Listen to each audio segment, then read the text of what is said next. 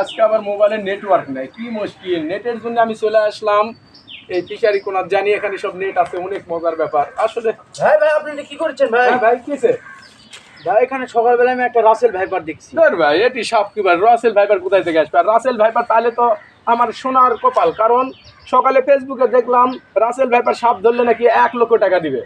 আপনি কি কথা বলেন? আজারা রাসেল টাকা নেই রাসেল ভাই, ভাইপার। চলেন দুইজন মিলে একটা রাসেল ভাইপার আপনি সত্যি রাসেল ভাইপার দেখছেন এখানে? হ্যাঁ ভাই হ্যাঁ সত্যি। চলেন, কোথায় দেখছেন?